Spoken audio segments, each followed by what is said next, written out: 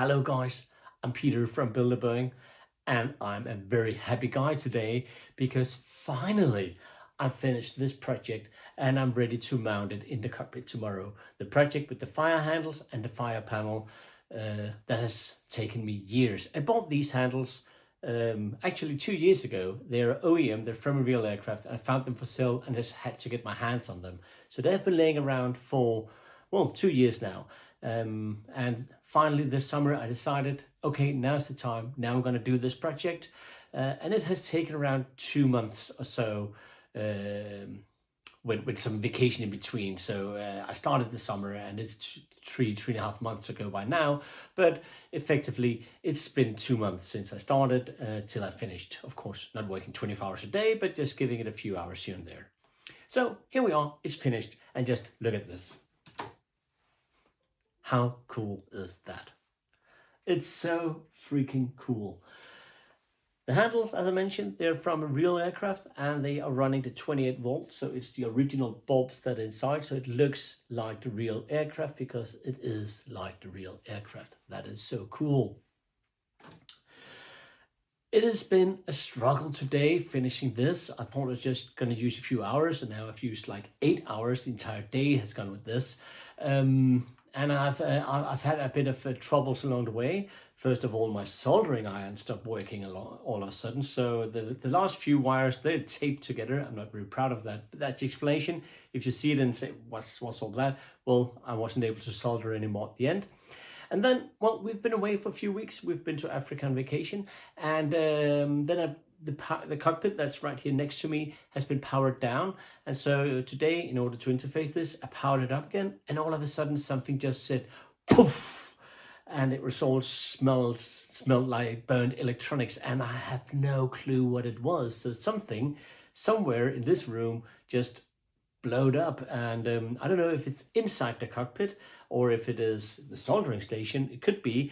I wasn't able to detect where the smell came from, so I have to go through everything in the next couple of weeks to make sure that nothing is burned or there's a hazard with the electronics. So that's a bit of a bummer having to do that.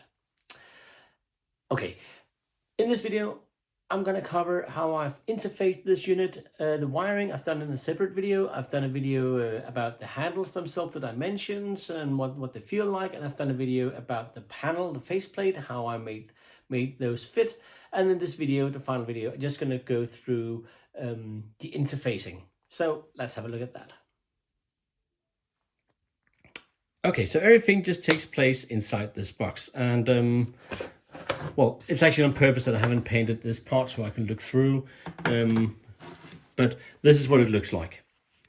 So let's start up here. Red wires is annunciators, red and black. Blue and black here is switches, and the black and white here is for the backlighting. And they run down here. And all the annunciators, I don't know if you're able to see, they have a resistor, so they get 5 volts in here. That was the easiest for me.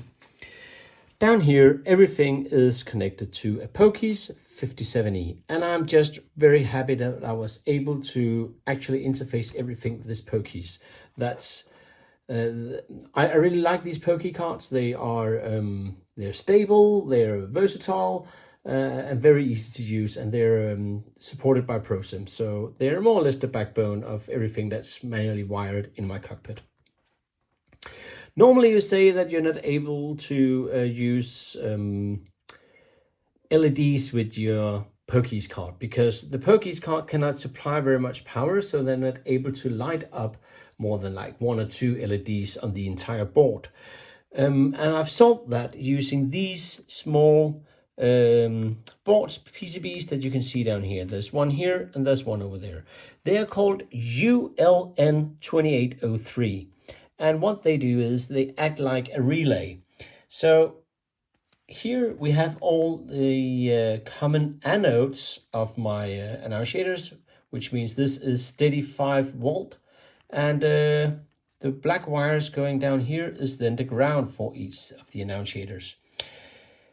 And bear in mind, these is because my soldering iron didn't work, so I had to do a mess like this, otherwise it'd be all tidy instead, but that's what I had to do. Okay, back to these boards. Let's say we have pin number, let's say 14 here, right there. Which one is that?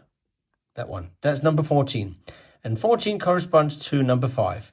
So number 5 over here, which we have right there, when pin 14 as an output is activated, and it doesn't require much power, that's why you can have many of these on your Pokies card, then it activates the ground over here, and that means you have ground active, and you have the steady 5 volt there, and that lights up your annunciator over there.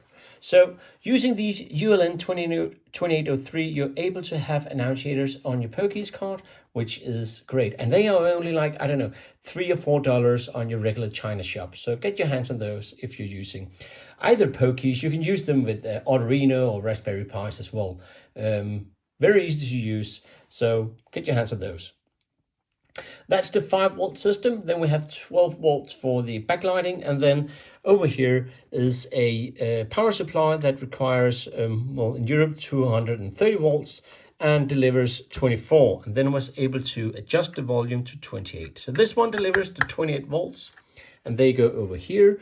And here we have something that we probably recognize, a relay board.